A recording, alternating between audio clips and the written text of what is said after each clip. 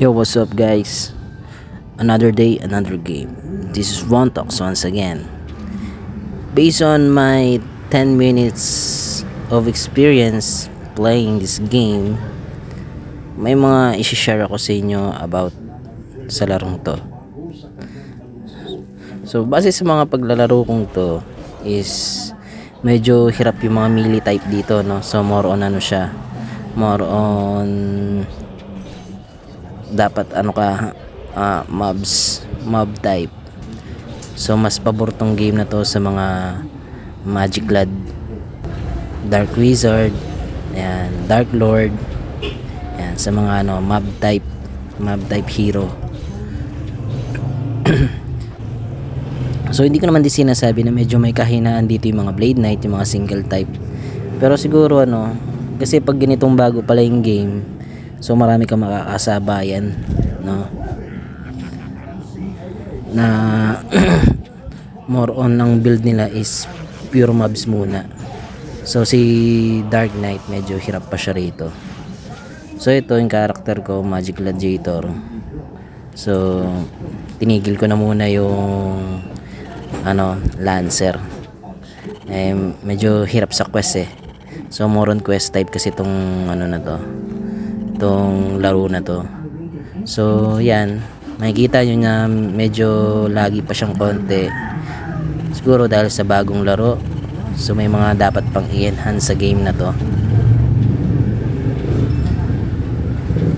Kung akong susuri sa game na to, siguro nasa to sa akin, kung rankings sa mga MU na nalaro ko, siguro mga nasa 6 out of 10. Yan, di na rin masama. Ganda naman yung graphics niya, although malag lang. Pwede na. Siguro sa mga next update nito, siguro mas optimize na tong game na to. Pero yun,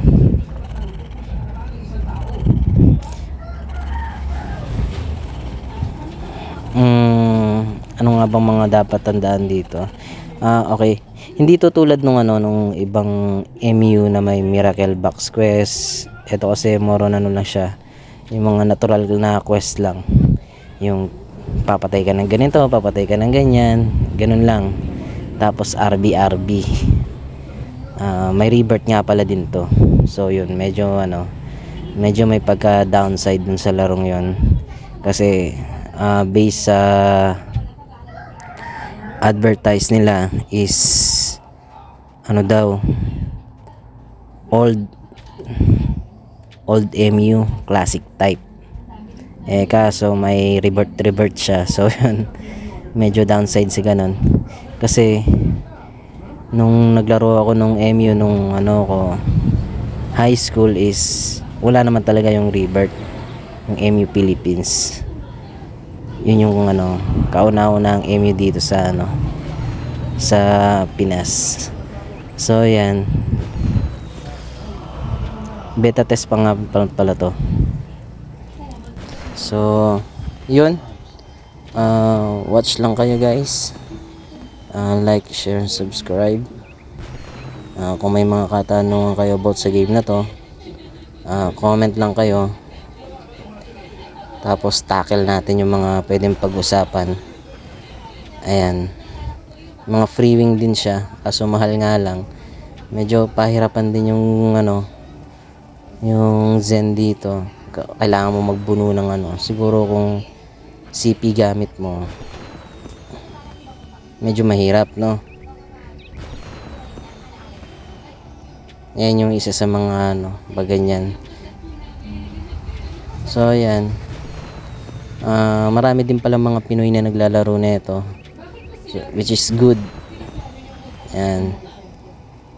So alam naman natin pag Pinoy, hindi papahuli sa mga ganitong klaseng laro. So that's it for so I hope na tapusin niyo yung video.